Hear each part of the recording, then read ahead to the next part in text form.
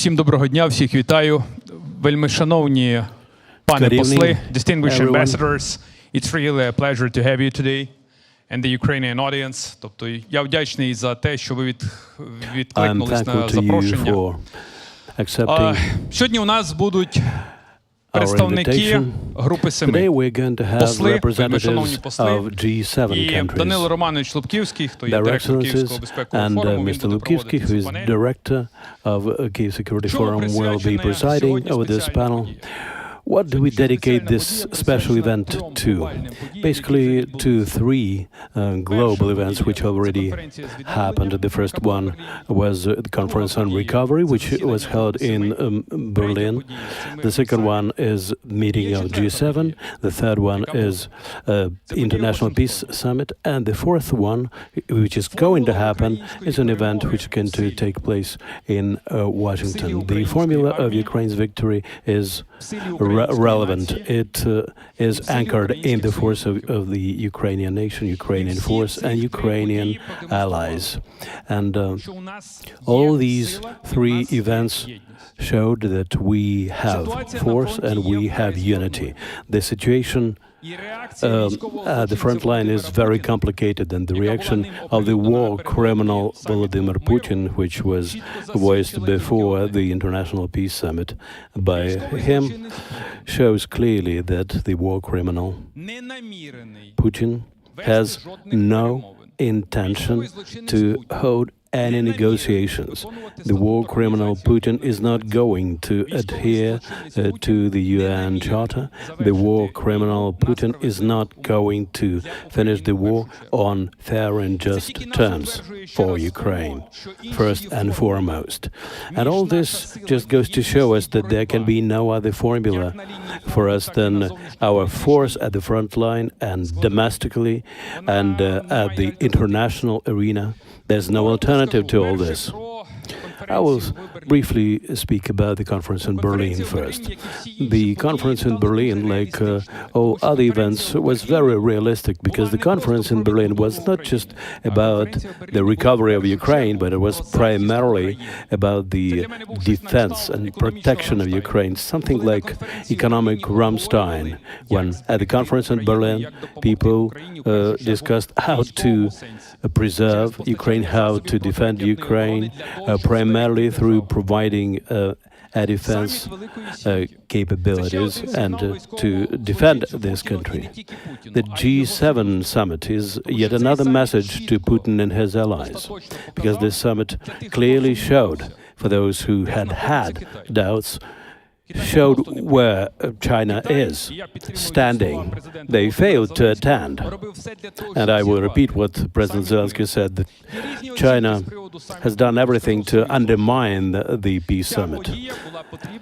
This event was necessary from the point of view of foreign policy activities of Ukraine. Will this event initiate the peace process in Ukraine? Hardly so, but at least now Ukraine is again at the front pages of international press. The third event was the G7 summit, which demonstrated to Putin that his assets will remain under arrest. And the decision was taken to provide Ukraine with $50 billion worth of revenues coming from the profits on those assets. The percentage which can be obtained from 300 billion of Russian assets will be accrued, and it will be used as security for this loan.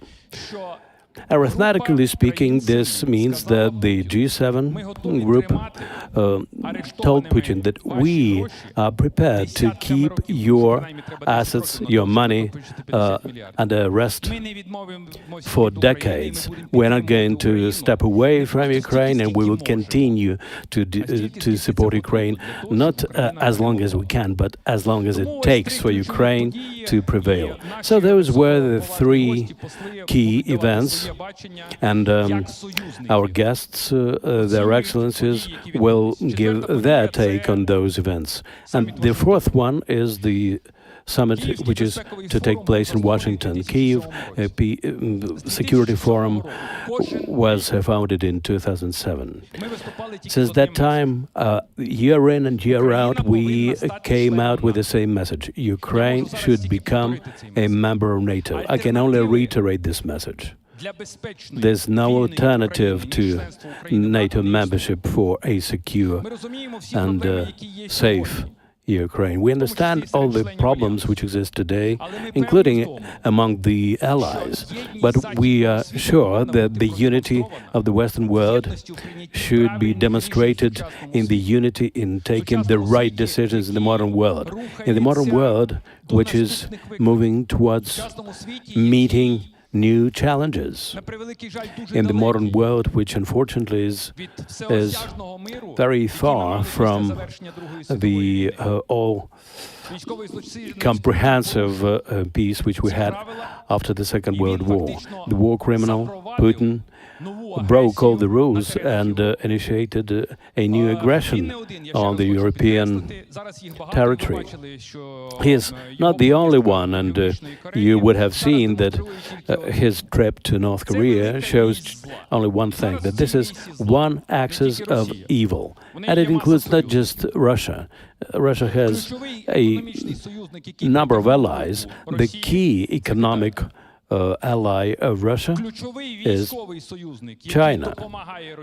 A key military ally of Russia is Iran and North Korea, and a number of countries of global south which remain neutral. I cannot understand how can one remain neutral when innocent people are getting killed and aggression is going on. This is not neutrality. This is cynicism.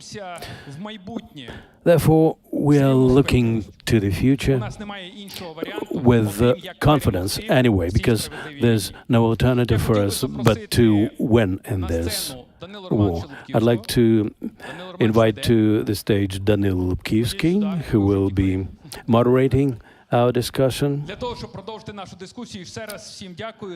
Thank you all once again for coming, and today we're going to discuss our tomorrow. Thank you very much, Mr. Yatsenyuk.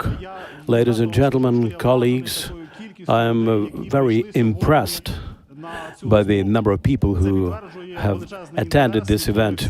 This shows a huge interest which we all have towards the events which have been taking place recently and which are going to take place in the near future, including the NATO summit.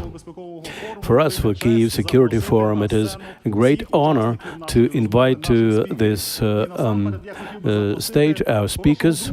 And first of all, I would like to invite a good friend of Ukraine, Pavlo Koval, who's head of the Committee of Foreign Affairs of this Polish Sejm, who came specifically to attend this event, and he is here with us to discuss all these very important issues. Mr. Koval, please. It is a great pleasure for me to invite to this stage the Ambassador of the United Kingdom of Ukraine, Mr. Martin Harris. And it is my pleasure to invite Ambassador of Canada, Ukraine, Natalka Cmoc, who has just arrived from Canada. I'm equally happy to invite Yaroslav Timofeyuk, Charge d'Affaires of the EU delegation to Ukraine,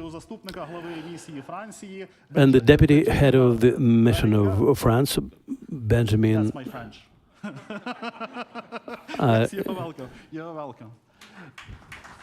Please. We also have two participants who will join us online. Our good friend William Taylor, former ambassador of the US to Ukraine, and Nicola Tanzer. quite an authoritative expert on foreign policy from the Center for International Affairs in France.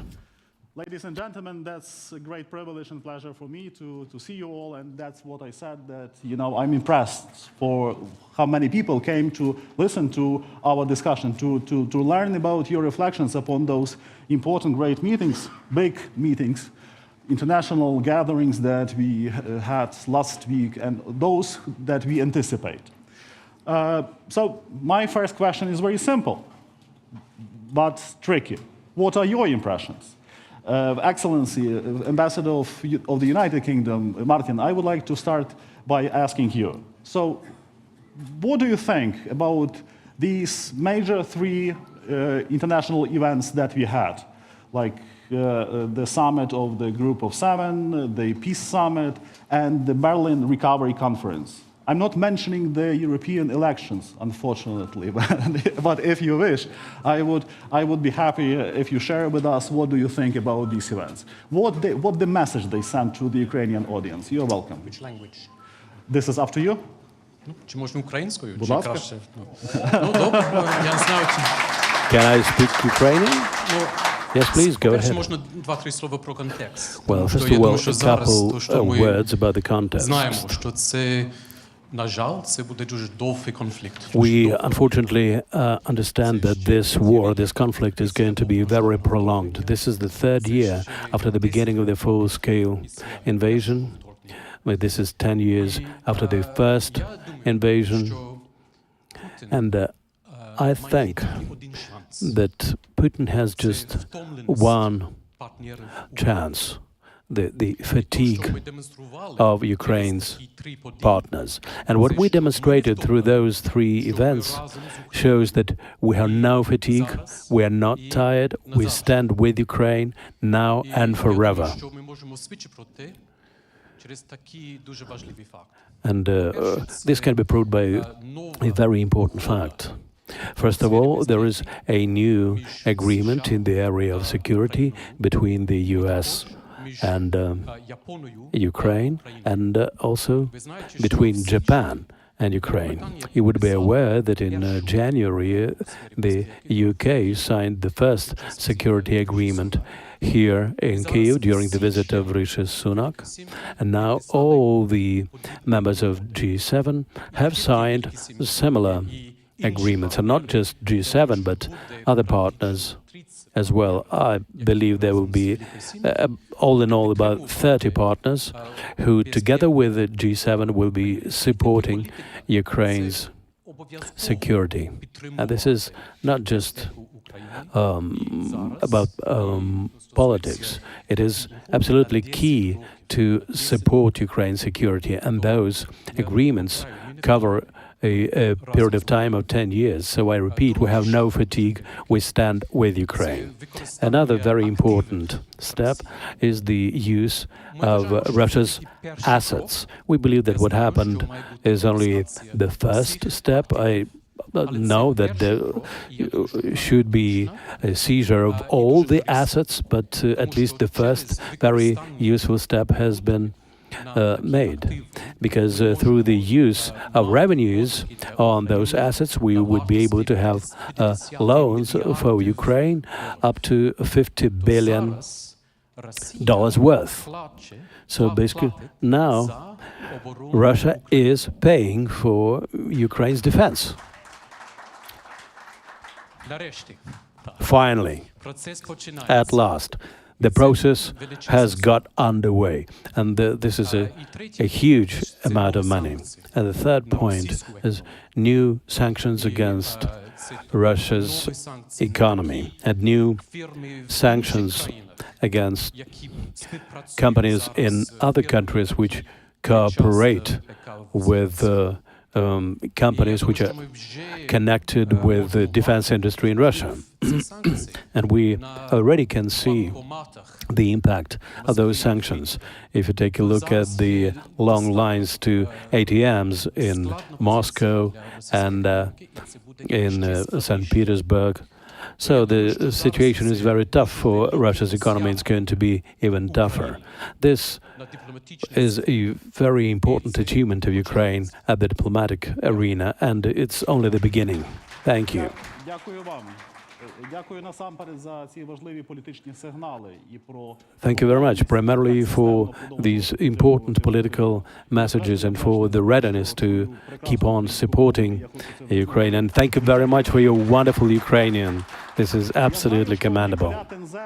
I know that Nicolas Tenzer is very limited in time, so I would like to give the floor to him online right away. You hear us well, don't you? Thank you, Danylo. Thank you, and to all of you and to all my Ukrainian friends, especially. Well, I welcome, all the news that are coming, certainly, from the international arena, the true commitment of all allies to support Ukraine. But maybe I will have on 2 points to say also my anxiety, not only because of the very difficult situation and uncertainties that we are now facing in France, but maybe we have some opportunity to talk about that, in another event. But also because I think that if all the partners are ready to support Ukraine to defend itself with a large flow of weapons coming to Ukraine, certainly right now, Ukraine has not all the means to expel the Russian troops for Ukraine. And let's be very clear on that. I think our goal is the full defeat of Russia. It's not only resisting Russian assaults, it's much more than that. It is basically go to the end, to finish the job. And I think that we must have this aim in our mind. We must have a war aim, in fact. And when I was witnessing, all the results of the summit, the peace summit, in Switzerland, I think you have very good events with the clear, pledge of all the Ukrainian allies, especially to demand the return to Ukraine of the Ukrainian children deported to Russia. And I have to insist that it is basically a crime of genocide under the conventions of December 9th, 1948. I welcome as well the full support to Ukraine's integrity. But in fact, I don't think that we have right now to talk about peace. We need a war summit. It's not a peace summit, it's a war summit, because we have, first of all, to win the war. And it's absolutely needed, in my view, to have this goal in our minds and to have, the resolve to provide Ukrainians, and maybe one day to step in even further, for Ukrainians to absolutely win this war. And the time is of the essence here. I am, of course, watching all the news from the France. I was in Ukraine 2.5 weeks ago, and I talked with a lot of persons here, and I think we have certainly to speed up. And I think that's certainly the goal that we must have. And let's be very clear, because I saw all the communique of the final peace summit in Switzerland. I think that's the very idea that we could invite Russia right now to talks and to have Russia sitting around the table will be very misleading, in fact. We can talk maybe with Russia until we cannot talk with Russia until Putin's Russia is fully defeated. Because any times of talks about peace give, of course, floor to a lot of Russian narratives that we are still witnessing in some capitals right now, that we have to make one day some concession with Russia, that we have to break a deal. And I think that will be very misleading. And I think the very word about peace talks and negotiations is something that we must certainly refrain to use. Thank you very much. Dear Nicola,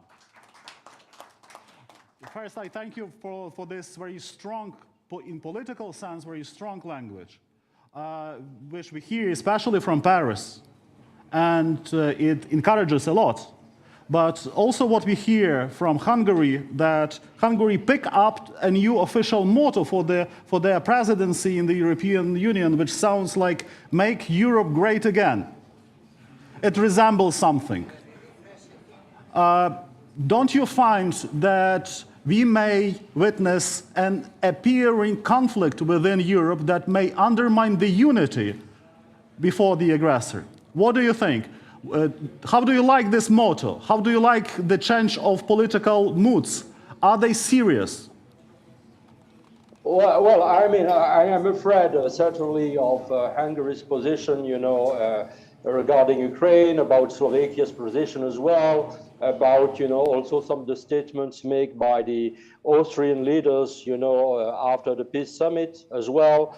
And of course, I am very anxious about what would come next, you know, in France. And I really hope that the French people will make the right choice, because if we have the far right in France winning the elections on July the 7th, it will be certainly a very disaster for Europe, for the rule of law, and certainly for Ukraine. But I think that any kind of motto about, you know, a kind of make Europe great again, of these kind of things, without a true commitment to be the strongest possible vis-à-vis Russia, will be certainly misleading. I see a lot of Russian narratives. I don't see fatigue, as the UK ambassador just rightly pointed out. I don't see that, but I think that there could be also this temptation, and we can see also, of course, with anxiety, what will come next, not only in France, but also in the US in November. That's why also I am saying that we have really to speed up. We have to deliver all the weapons very clearly. We have, of course, to maybe one day to be involved ourselves, you know, in the war. I say it very solemnly and with also anxiety, but I don't see that we can lead from behind. One way or another, we have certainly to demonstrate our true commitment to make Ukraine win at any cost, and certainly whatever the victory takes.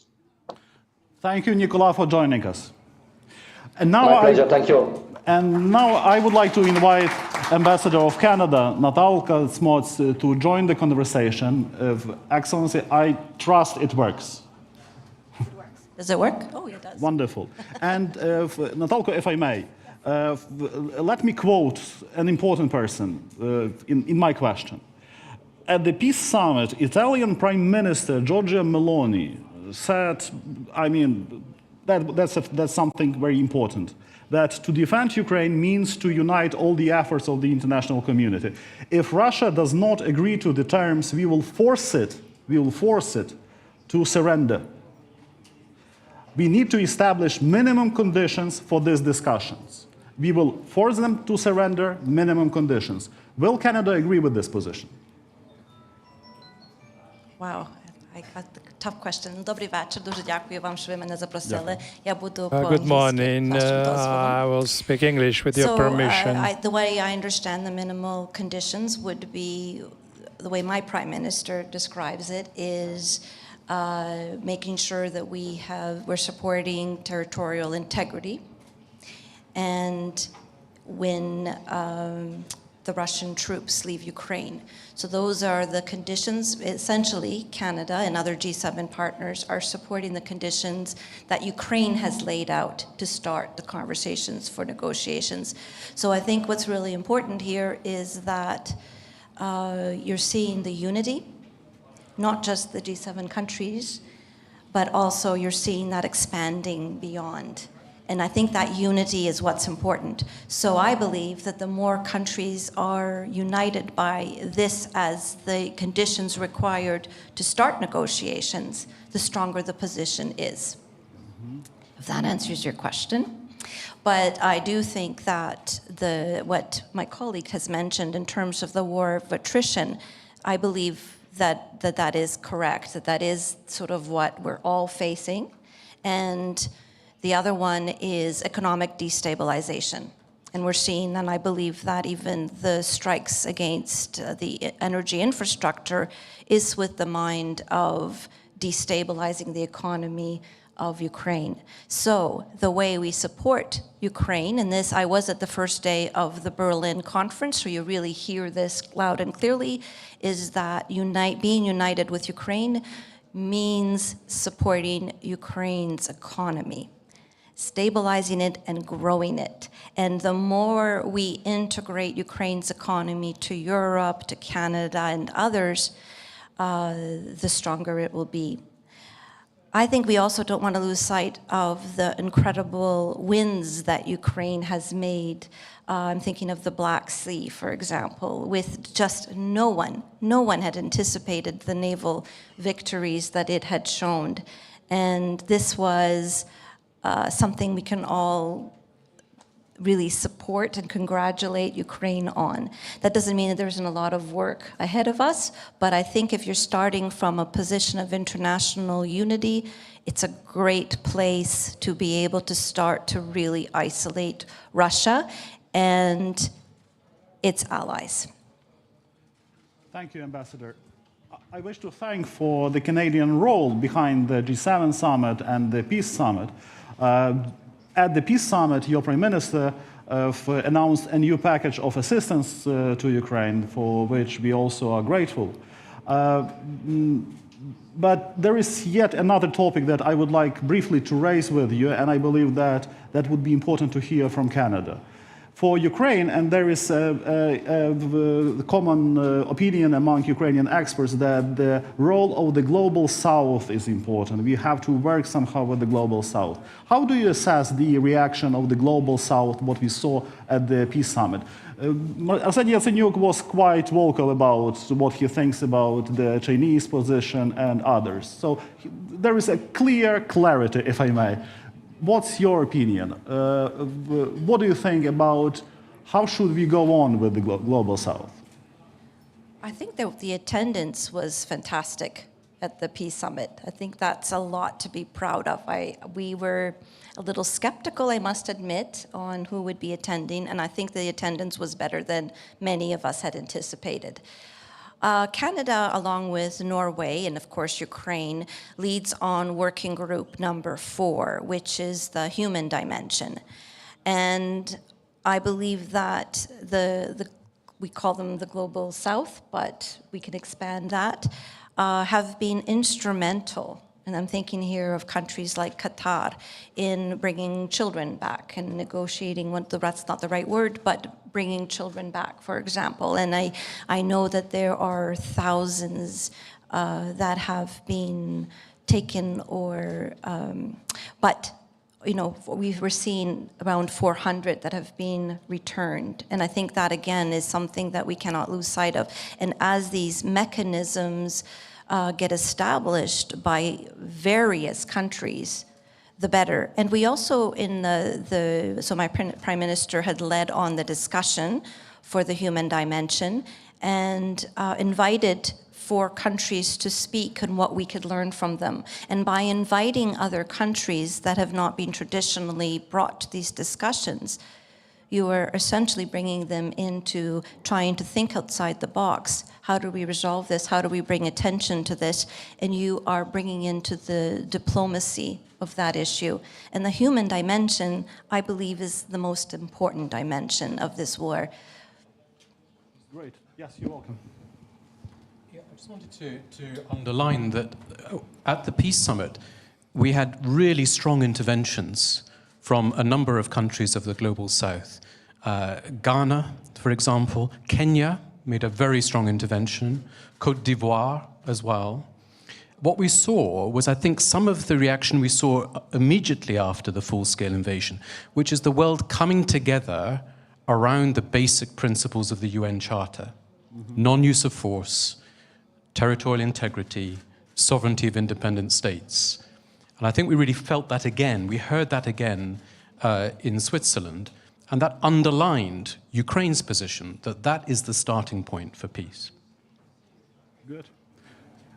Thank you for this intervention. And now comes Poland. And I'm really happy that Paweł is with us today because of many reasons. Because you are a great man. Because that you are the chairman of the foreign... That's the major reason. Because you are the chairman of the Foreign Affairs Committee, but also you are the representative of your government on Ukraine's recovery. So, Paweł, my question is very clear. Will Poland support Ukraine? Tell us the truth. working? How to use it? I believe it works. Just work? Ah, super. Thank you so much for the invitation for this great evening. It's a super opportunity to see you and two former prime ministers, old friends.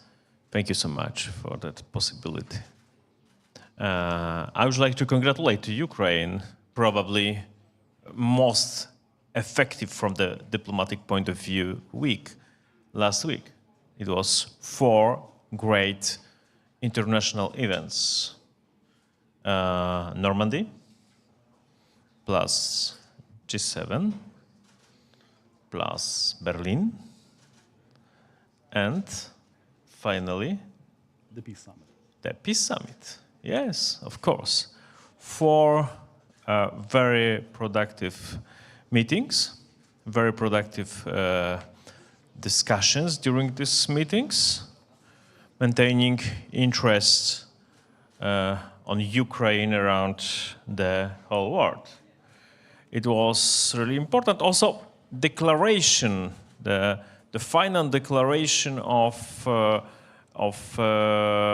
the Peace Summit with that maybe with the omissions of India, but with the participation of many delegations, and I think that it's also element of my experience of the last weeks to discuss with that countries, not with North Korea, not with China, but with a lot of countries, African countries, South American and Middle East.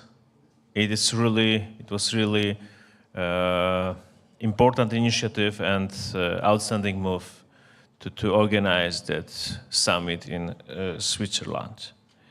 I would like to underscore that Polish role, especially in the context of Berlin Conference. We decided to send to Berlin a huge delegation, about 100 people, not only officials, but also mayors, municipalities, regions, experts, and of course business, and many people from the banks, and to demonstrate our potential. We are not, of course, member of G7, but it was the first occasion to sit on the table with on the sitting of G7 platform and partners, and present Polish position and our proposals. I would like to underline the role of Poland as a hub. You know probably my mother city, Rzeszów, but not because it's just now my new constituency, not Kraków, but Rzeszów. It's about role of Podkarpacie region, Rzeszów, and generally Poland as a hub, as a supporting hub for reconstruction in future. It was one point. The second point of our position, reconstruction, recovery is a better word. Recovery now. Mm-hmm. There is a lot of things which we should wait for the end of war, but a lot we could do just now, especially in social sphere.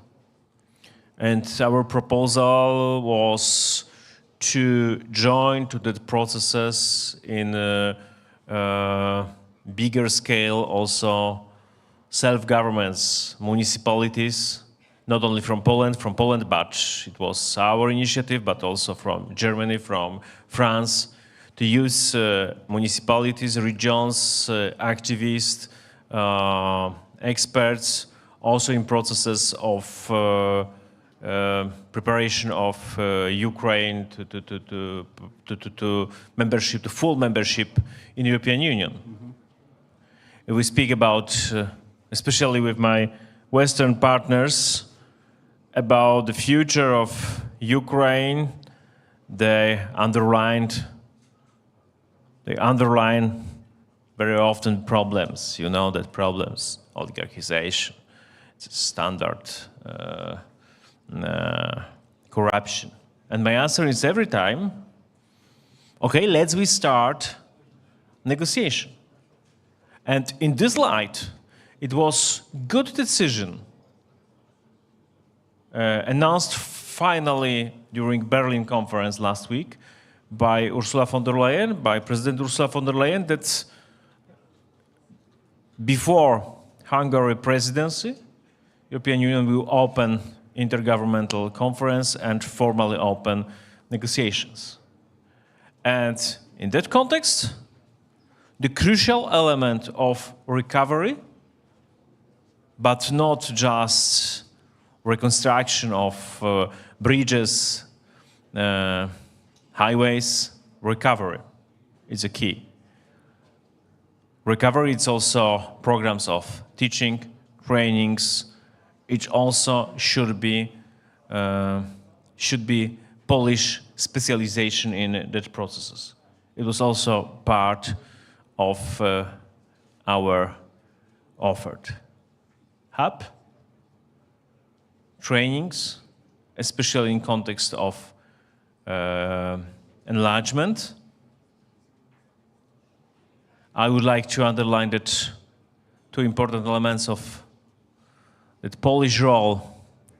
Poland is probably only one from biggest European states who have real experience of enlargement, because Italy, France, Germany never joined European Union. And we have real experience.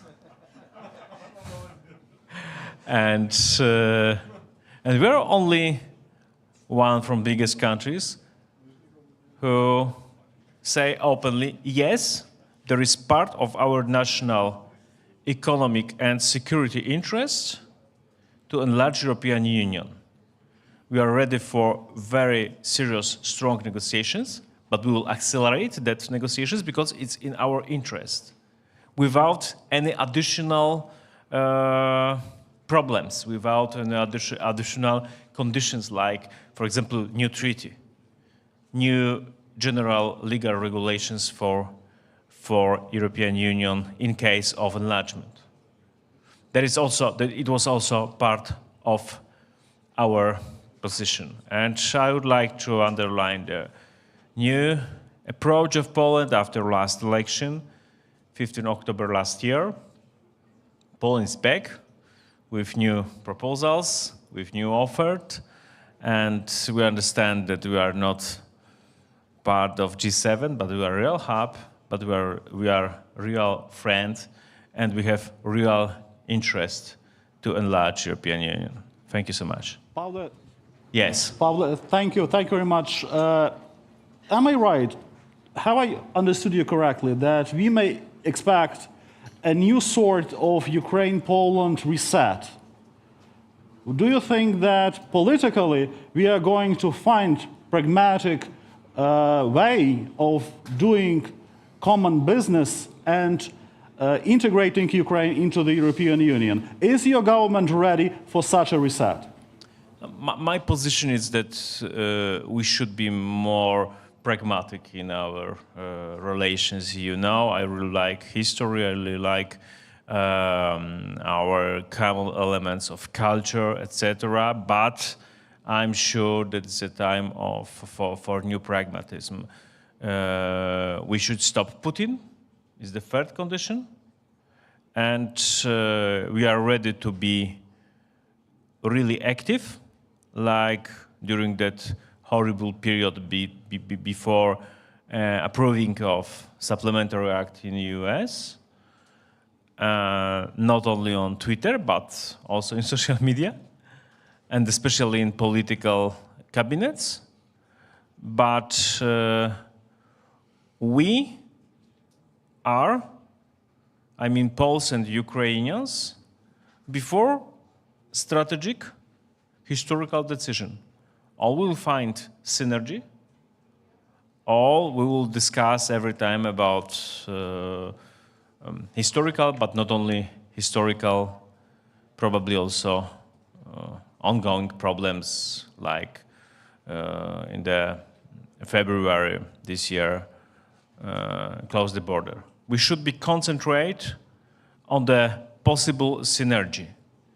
In Polish debate, my everyday answer for any questions for our possible opportunities in relations with Ukraine, it's 11.3 billion euros of our export to Ukraine. It's also true about our economic relations.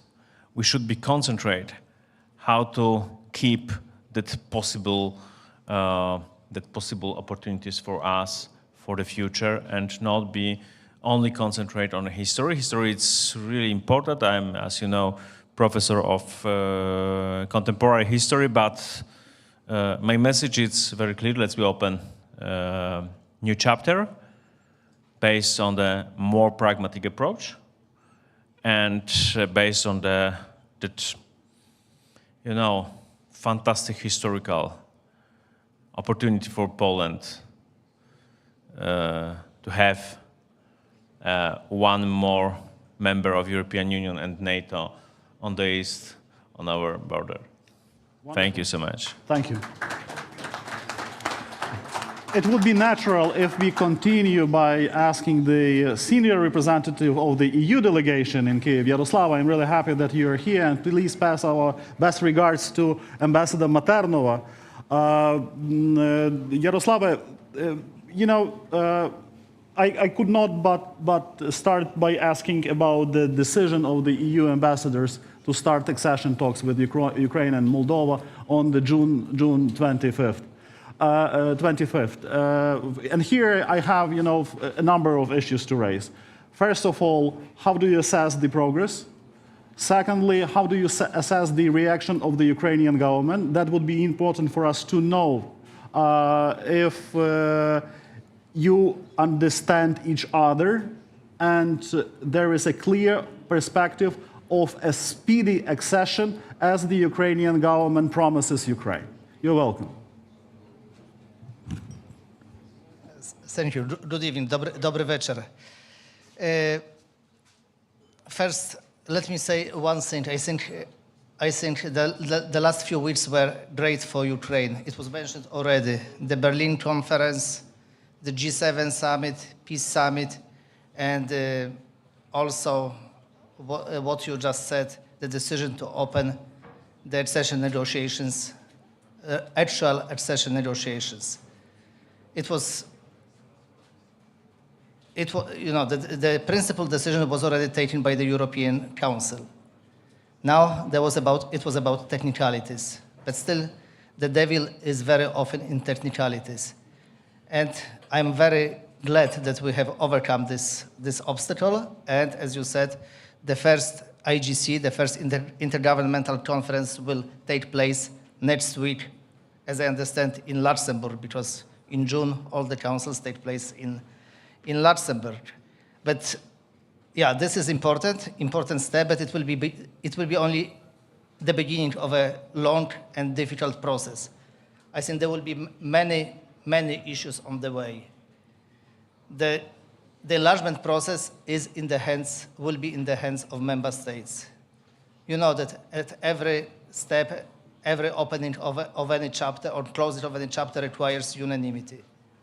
The enlargement process should be based on merits. On our side, we are going to help Ukraine as much as we can. We also have, you know, the Ukraine facility for the reconstruction of Ukraine, but also for the technical assistance. Now we are also talking with some member states about some additional projects to use, for example, the expertise of the new member states from their accession process for Ukraine. And also myself, I remember very much the accession of Poland, how difficult it was, but in the end, how transformative it was for Poland and for the whole of Europe. And many fears, many concerns that were expressed in the 90s, in the beginning of 2000, they proved totally inadequate, totally wrong. So, and also then somebody mentioned in the beginning, Europe being great. Still, as a European EU official, I think that Europe is a great place to live. And I hope very much that this area of relative prosperity will extend in the future. But it will not be an easy process. As to the Ukrainian government, of course, we are in a constant dialogue with the Ukrainian government on reforms. You know that in the EU, we issue every year the enlargement report. We are just in the middle of the preparation of a new enlargement report that will be issued in October, November. And every chapter of the accession negotiations will be closely monitored. But for the opening of the IGC, there were four conditions from the European Council in March, and we considered those conditions fulfilled. And now all member states agreed with this position. So I'm looking forward to this, and yeah. The road will not be easy, but in the end, I think it will be a successful one. Right, but do you think that the start is successful? So can we consider it a success in our relationship with the European Union? Definitely yes. Of course, definitely. Before I invite our French colleague to join the conversation, I would like to invite Ambassador Taylor to be with us. And Excellency, Bill, I'm really sorry for keeping you so long over there. And I have a good question for you. You know, there was a shadow at the G7 summit and all other summits that we felt that shadow. That shadow is named the upcoming elections in the United States. And this shadow overshadows a lot of things. And actually, in my opinion, it somehow underpinned the intention to ensure that the support for Ukraine won't be changed because of different political reasons in such an important country as the United States. And here comes Mr. Trump, who said that he will settle the Ukrainian issue. I know this is not a literal language that he used, but what he meant, that he will immediately settle the issue of Ukraine's assistance in that or another way. Unfortunately, I didn't get what he meant indeed, but he said that he will do it immediately, even before he enters the White House. What does that mean? You're welcome. Danylo, first of all, thank you very much for having me. I wish I could be there with you in person, but I appreciate your willingness to have me in this conversation. I thought you might ask this question, but let me respond by saying that yeah, we have elections. That our British colleagues and our French colleagues and others are having elections. This is what happens in democracies. Ours is not until November. Right now, the polls are pretty even. It's 50-50. So I have a lot of European friends who think they know the outcome of our election. Well, they don't. I don't. We don't. It's too soon to say. There's a lot of time. There's a debate next week, Danylo. There's a debate here next week where the two presumed candidates will have an opportunity to say in front of the American people. So there's a lot to happen, is my point, between now and the election. So that's the first point. The second point is the policy on Ukraine from President Biden is very clear. It was very clear, and I'll mention this at some point. You've already mentioned it a bit. It's very clear. I mean, he's said over and over, as long as it takes. And he's pushed real hard for the supplemental that our Polish colleague just mentioned. He's made it very clear what his policy is. What is less clear is what Mr. Trump's policy is. It's less clear. We've heard different stories, different ideas, different projections about what his policy might be.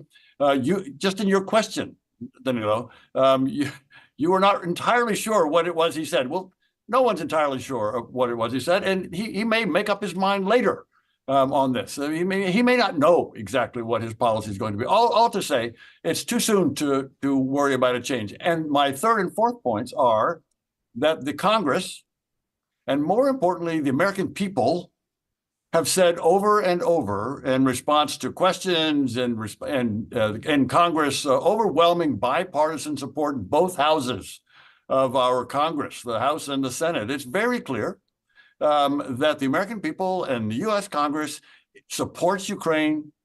They continue to support the $61 billion that was just voted, reflects strong support for the American people.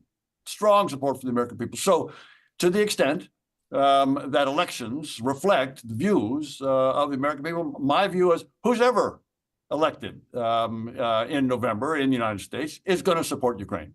I think that it's too soon to say who's going to be, but I am very sure that the American people's view of support for Ukraine will be reflected in the next administration. Bill, thank you very much.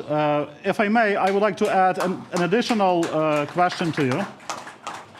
Along with these important international events that we discuss right now, I cannot but mention also, along with them, I cannot but mention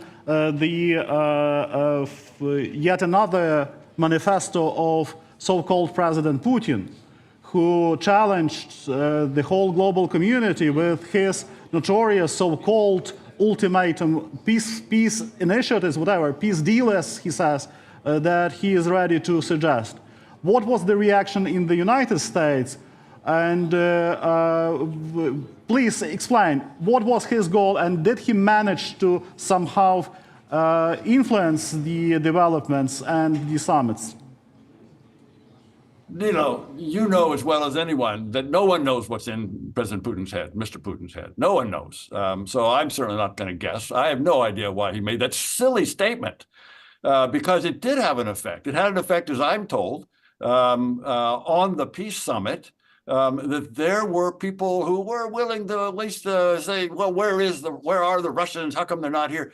And with that statement, that silly statement saying that he wanted Ukraine to give up territory that the Russians don't even occupy at this point in order to even start negotiations, it's just made no sense. So I tend not to pay much attention to what they say.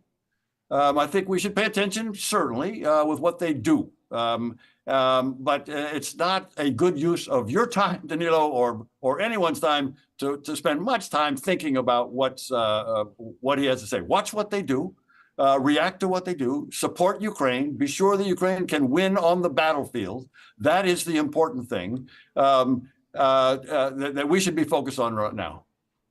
I do thank you, Bill, and thank you very much for joining and being our good friend. Many thanks.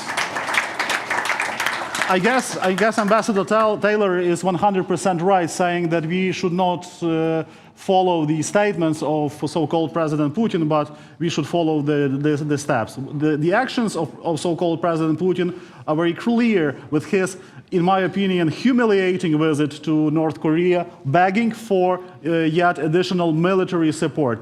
Big Russia, as my good friend Vakhtang Gibuladze say, make Russia small again. Big Russia begs for assistance of North Korea. What can be more humiliating? And now I turn to our French colleague. And Benjamin, thank you very much for being with us. My question is almost the same. What's your reflection upon the summits? What are your conclusions?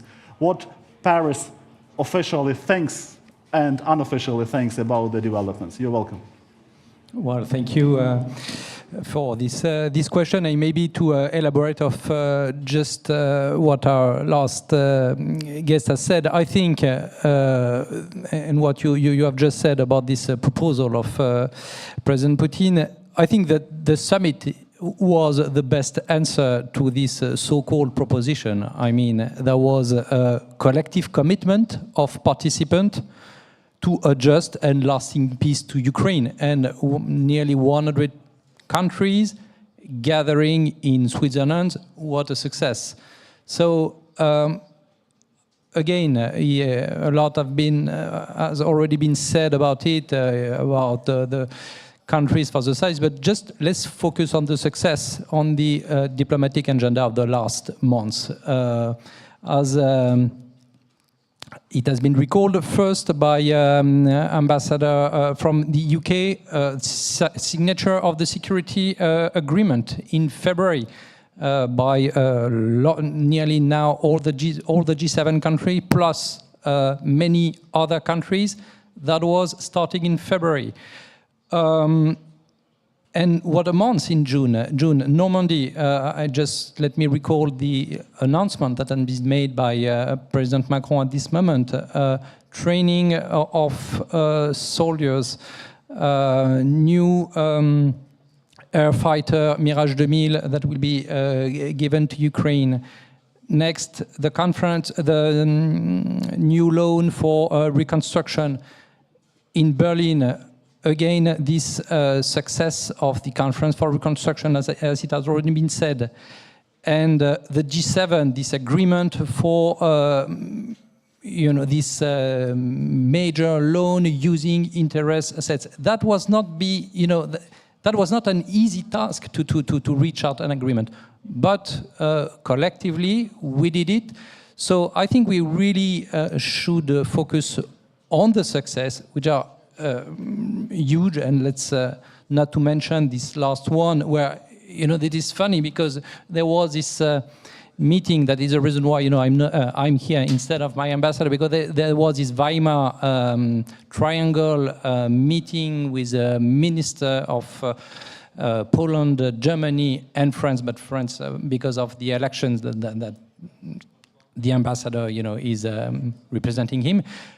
It was just to be sure, to give the last impetus, to be sure to hammer out this agreement for the international conference for Ukraine. But it has been done before. So, that was even not, the goal of the visit is, that was achieved before the visit. So, again, it's a major success for Ukraine, and we definitely should focus on that. I do thank you. Before we continue, may I ask you, Excellencies, if we can raise a question or two from the audience? I believe that would be fair, because there is such a great interest, so I cannot allow myself not to permit the audience to raise the question, okay? Would it be fine? So may I kindly ask you to be prepared, already prepared? That's very good. But before we start, let me just continue with a quick, brief round. And I would like to ask Excellency Ambassador Harris to answer such a question, that if we look at the G7 summit, which was very important, one of the major accomplishments was that the decision to provide Ukraine with 50 billion proceeding from the Russian frozen assets. But also there is a question of 300 billion. And this is actually the amount which is needed for Ukraine's recovery and for Ukraine's defense and economic needs. And certainly that we aim to somehow settle this basic, essential issue. The same goes with the forthcoming NATO summit. We are grateful for the support. We look forward to very practical decisions that we anticipate may come at the summit to provide Ukraine with additional assistance, help, and all other issues. And I liked what Secretary General Stoltenberg said, that they will definitely discuss Ukraine's membership in NATO. We are grateful for the discussion of Ukraine's membership in NATO. But when the invitation comes, this is the question. The initiative is now in the hands of Russia, as it was before. During the Russia's war against Ukraine, the initiative was on their side. When our common Western initiative will come. You're welcome. Well, I'm not sure it is right to say that the initiative was with Russia at the moment. I think this summer has actually been a bit of a failure for Russia on the diplomatic stage. They certainly did everything they could to try and oppose participation in the peace summit. I think the results of the G7 are seriously worrying for Russia because, as I say, they show that long-term support. And when it comes to the question of Russian assets, I think the Russians are dismayed, to say the least, that now the profits are being used in order to provide the financial support that Ukraine needs. And that's a long-term process as well. But I just want to underline what I said at the beginning. From the UK's perspective, we see that as a first step. So we also have the position that sanctions will remain in place on Russia until Russia pays for the damage that it's done. And we also want to continue to work with our G7 partners on the whole question of Russian assets. I just want to really echo what Benjamin said. I mean, in our G7 group, it's taken us time. I don't think any of us really anticipated that we would have that kind of result from the G7 summit. But with a lot of legal expertise, with some great financial mastery, and with a lot of diplomatic effort, I think it's been a great result. And so I think the initiative is now with Ukraine. That's good to hear. And now I would like to invite our audience to raise their questions. I see that we have 2 questions, and I would like to kindly ask you. You will be the first. You're welcome. Yes, I hope that there is one. Lisa Yasko, member of Parliament of Ukraine. First of all, I was just in Berlin, and I do think that Berlin was a success for one very important reason, that I finally heard a shift in the paradigm of the conversations. When we're talking about recovery, we talk about doing things right now. That's one shift.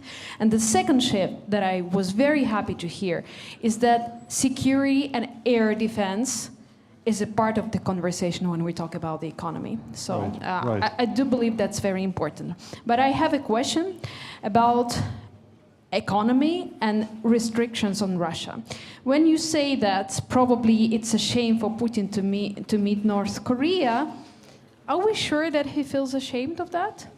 Is he doing economically Putin Russia so bad or good that he cannot maintain or can maintain a war for a long time? There are different opinions and analytics on that. But my question is, what our representatives of our panel today think should be done on behalf of economic sanctions and restricting economic Russian ability to run aggression against Ukraine? Are we doing enough on that? Definitely no. We need to do much more. So please share your opinion on that. Thank you, Lisa. Do you address this question specifically to someone on the panel? No, I think actually to all, but you decide. Yes. Natalka, you will be the first. You are invited. But yes, I know that. I was just looking at my notes. So at the summit, we announced 27 additional sanctions against individuals and entities, which puts Canada having, I believe, over 3,000 sanctions already. We believe they work. So I know that there's skirting of sanctions, but it's always keeping up. So it's always like that, following the tail and keeping up with it. And I do think it's making a difference personally in terms of economic sanctions against Russia, but it's also Belarus and Moldova and anyone who's contributing. So our sanctions this round focused on people who are directly contributing to propaganda and disinformation, as well as a couple of others, but I just... yes, so 27 individuals involved in Russia's military-industrial complex, as well as disinformation. So that's where we focused on them this time around in terms of Canada.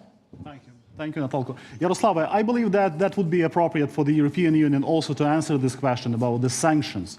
What should we, as Lisa said, expect, and so on? Yeah, thank you. It's a political question, technical, and a bit of philosophical, I would say. I understand that from the Ukrainian perspective, sanctions will never be enough, and I fully understand it for the country that is at war. But I think that we have done a lot of things, which maybe we could have done even better, something more. But for me, it was really a very positive assessment, what I saw, how quickly we moved on sanctions, especially on freezing of the assets of the Russian central bank, how quickly it was done in the first days of the full-scale invasion. And of course, we are doing, for sanctions in the EU, we need unanimity. We need also sanctions to be effective. We need an agreement with all the partners, important partners in the world. If we also have to see that if we close something, ban something, that there is not a kind of an alternative market being created. And sanctions are having an effect on Russia. I mean, frankly speaking, maybe personally, I think it will never be the case that Russians will not be able to import, to smuggle some chips for the missiles, because they have diplomats, they have some, North Korea is also doing this despite of sanctions. But we are trying to do everything we can to make this illegal trade smuggling as difficult as possible and to increase the cost of this. So this is what we do, and this is what we will continue to do in the future. Thank you, Yaroslav. Pavel, in my opinion, that's a related issue. As we have passed the European elections, and we have some good and negative results, in my opinion. What is good that the European People's Party has won the majority, and that's fine. I mean, since the Kyiv Security Forum belongs to this ideological family. But don't you think that we see some signs that may undermine the unity within the European Union, within the European Parliament, some new moods? That was actually the question about, this make Europe great again thing. So what do you think about the results, and how do you read the message from the European elections? Two words about sanctions. From the point of view of research, sanctions is a kind of international game. We should analyze sanctions in category of time, place, and also dynamics. It's a normal situation in every kind of international sanctions that we should improve that. Our foes will try to avoid, and it's a normal, extremely dynamic situation in context of sanctions. And the crucial, it was decision that we start use Russian assets, the first one, not only for the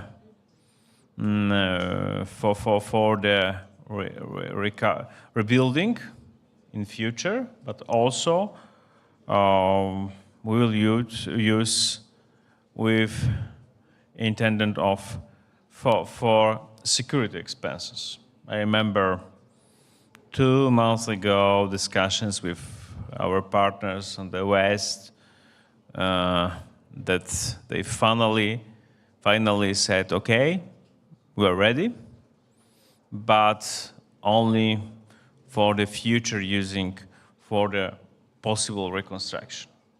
And from my point of view, as I understand politics, and especially in category of dynamics of that, it was a real success, not only Ukraine, but also many alliances who pushed last few months on that possibility of using of Russian assets. Sanctions, assets, and European elections. If you compare, it's my favorite term, it's a Putin turn. Putin turn is a modern version of Comintern on Comintern. Putin use the same tools towards political parties in the West, like Stalin used towards communist parties.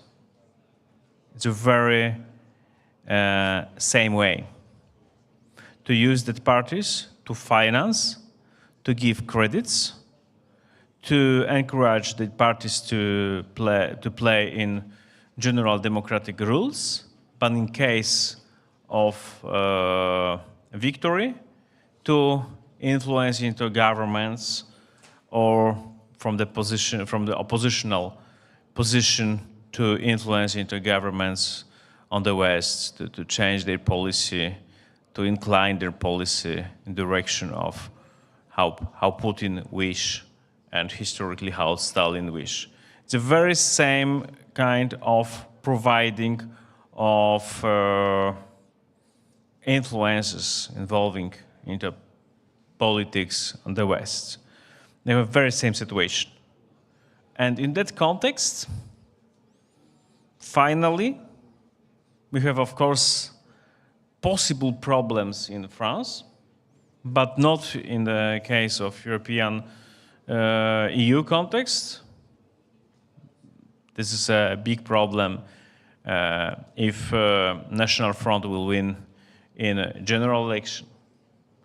But today, if we compare current situation with massive Russian propaganda, with massive Russian propaganda, especially in social media in the West, I observed that kind of propaganda in Polish media, I mean social media, plus that policy of Putin there, really aggressive policy in many countries, many European countries, I could say that result is relatively positive.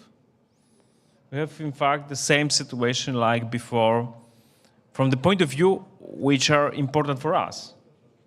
Ukraine, position towards Russia, international law, etc. In that context, I think that I could say that the final result is not so bad. Good. Thank you. And here I know that young gentleman would like to raise his question. You're welcome. And you will be the next over there. Thank you. Yeah. Thank you for the opportunity. My name is Yevhen. I'm representing Foreign Policy Council Ukrainian Prism, a Ukrainian think tank. And my question will be to whoever wants to answer it, whoever has courage to do so, because it was quite tough, but theoretical. Well, the question is the next. Unfortunately, Russia has nuclear weapons. And those nuclear weapons are quite a deterrent factor for actions of Ukrainian allies. And the problem is that, unfortunately, we do not have like a theory of victory over a nuclear enemy. So a country that possesses nuclear weapons. Does G7 countries have some perspective on that? And like this factor, do we have a theory how to overwhelm a nuclear power? Thank you. I do, thank you. I invite everyone to answer that question. Who will be that hero who will try to do it? Martin, would you like? I don't actually agree with the premise. I don't think that Western partners are deterred from supporting Ukraine by Russia's nuclear threats. You know, we've heard them several times. Has our response been to stop supporting Ukraine? No, not at all. We've increased our support for Ukraine. I think we all know that nuclear annihilation on a massive scale is not a solution for the world and not a solution for Russia. We won't be deterred by these kind of threats. Instead, we will continue our support for Ukraine, and we'll also continue to support, when you talk about the theory of victory, President Zelensky's peace plan, because at the very heart of that peace plan is the principles on which the security of the world depends and those are the basic principles of the UN Charter. I'm very glad that D-Day was mentioned today, because I think D-Day was a very important moment when there was a connection between that terrible struggle which led to the creation of the United Nations in 1944 and 1945, and the need today to defy tyranny, and also the need today to protect what people fought for back in 1944 and 1945, which are those basic principles of independence and security of nations. And I really sense, again, coming back to the last event, the Peace Summit, the world coming together, again, in defense of those principles. I do thank you. And I would like to ask Sofia Fedena, who is the member of Ukraine's parliament, to ask your question. You're welcome. Good evening, everyone. Thank you for giving a chance to ask a question. And I would like to hear the comments of our honorable panel about the next question.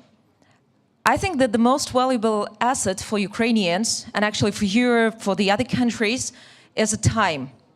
And we are lacking time so much. And the time is playing against us, actually. Every minute, if we even are sitting here, our defenders are dying on the front line. And it's humiliating for every family to wait for a phone call, for a message, whether the father, mother, brother is alive or not. And the time is playing for Moscow Federation, because the longer we deal with negotiations, peace plans, how to bring more weapon, or how to not provoke Moscow Federation for more aggression, the Moscow gets more and more time to create new weapons, to mobilize more people, and to do everything to destabilize the situation. You already mentioned today about how Moscow Federation is influencing through the social media in every society, and actually the elections are also being used very heavily by Moscow Federation. So the question is, how do you think, maybe personally, maybe as a representative of the country, what should be done more? Because sanctions are quite slow mechanism. Negotiations with the Moscow Federation is useless mechanism. Because I do think that the first thing that we need is to close Ukrainian sky and to get as much as possible patriots or some equivalent systems, not to get Ukraine ruined by Moscow Federation. Now we have to restore the energy, but we could have closed the sky earlier to stop missiles, maybe. So what do you think, what should be done more? What should Ukraine ask more? And how we can unite more efforts immediately to stop at least some moments of Moscow aggression against Ukraine? Thank you, Sofia, for this wonderful question, because this is the voice of our despair. Bill, I would like you to wait for a while. I will immediately get back to you. But before that, I would like to ask Ambassador Cmoc to answer that question. That's the question of our pain. So I feel you, and I mean, I have to admit, I feel the same way. I wish that things could just go faster and move faster and finish this war. So I'm with you. But just an observation, if you allow me. When the war had started, no one anticipated that Ukraine would succeed so well in those first few days. So it actually surprised, I think, Ukrainians as well, how well they did and how united they were. And because of that, I think it rolled to other countries and other people. And I could say Canadians, I'm not speaking of the government, but Canadians are watching in anticipation, and anybody with Canadian heritage was just proud at that moment just how well Ukraine performed. What time did provide, if you let me, is that it allowed time for Ukraine to gather strength, to train and develop its army. It's being modernized now at a much quicker pace than it would have otherwise, which is helping it towards its steps in NATO, for example. but the Ukrainian army is modernizing at a pace that no one had imagined.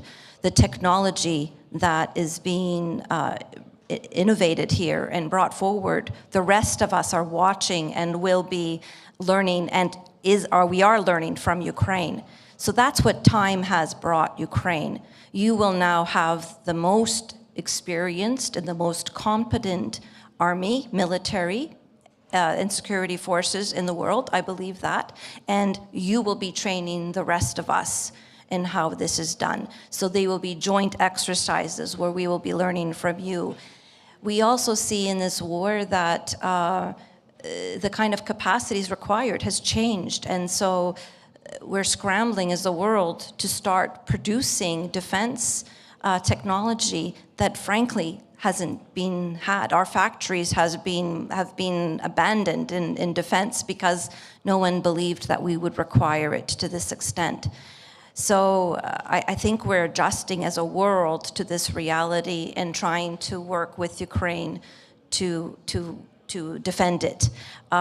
So I don't think it's just a lack of not wanting to. I really genuinely believe that there are people who do want to support, and I can say that I am very impressed with the Canadians, regular Canadians who are coming together, putting money towards drones and other technology, and just the technology that is being built here that is going to serve other factors as well. So that's, but I do hear you, and I do think that we collectively want to end this war. We want Ukraine to succeed. We really want Ukraine to succeed in all ways. Thank you, Natalka. As we approach the end of our conversation, and I believe that I'm going to actually to ask our speaker to say one sentence message to Ukrainians who are on the front. I know that we are being followed by many followers right now, as I was told by our team, and I will start by inviting Ambassador Taylor. Bill, we would be happy to hear the message from Washington to Ukraine, to the Ukrainians on the front.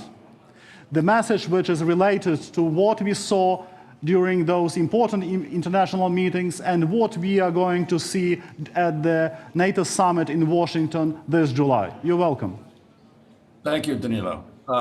Very quickly, for the heroes on the front line and all Ukrainians, all Ukrainian heroes, wherever they are fighting and supporting this war, the United States and all our allies that are represented there, Danylo, on your stage, and the G7 and the NATO and the coalition that is, we are committed to your victory. We are committed to your success.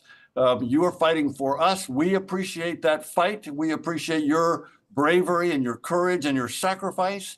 And we want to do everything we can to help you succeed. I do thank you. And I invite France to send that message. I would say that, so the message is for the soldiers in the front. I would say that there is a huge difference between Ukrainian soldiers and Russian soldiers. The Ukrainian soldiers, they know why they are fighting for. They are fighting for their land, they are fighting for their country, they are fighting for values. I don't know why the other side is fighting for. And this is, I think, the main difference that can be drawn between the two camps, and I'm pretty sure this is a recipe for the success. Thank you. Yaroslava, you are welcome. My message will be simple. Razem do перемоги, my z wami. Thank you. And that's very important to hear that on behalf of the European Union. Pavle. First point, thank you so much. Really thank you for your a beacon for whole Europe today. Thank you for your support to Ukrainians on the front line. The second point, because I visited a few times soldiers in the trenches. I really remember every day your faces, and there is very important inspiration for my political work. And the third point, finally, there is a turning point in history. You participate in a big history because we are in turning point. Russian Empire will finally destroy, I'm sure. There is a very complicated process. There is a very complicated time. But there is a start of new epoch in our part of Europe, and we will participate also in our belle epoch. There is the important not only for us and also for our children and next generations. This is true, really big history. Thank you. Thank you, Pavle. Наталю.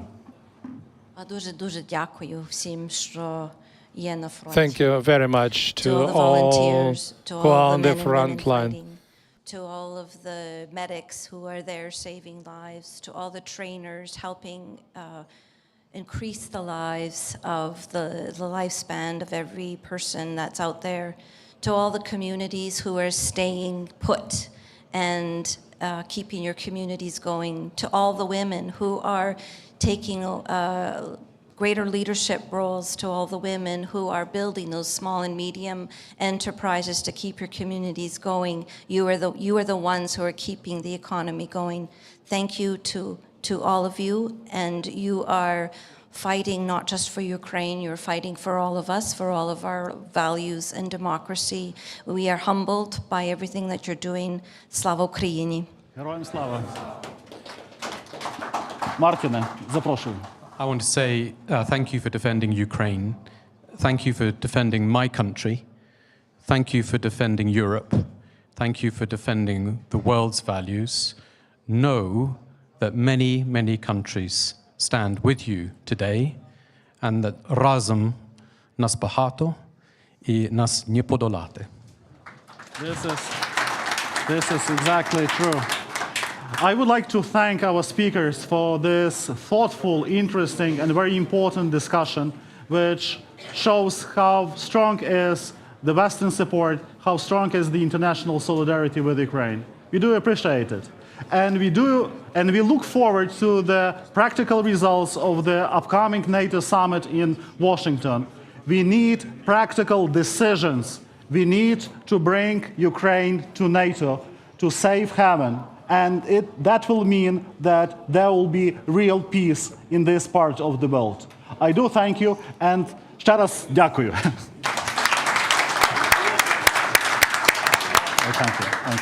Thank you. Наталю, дуже дякую.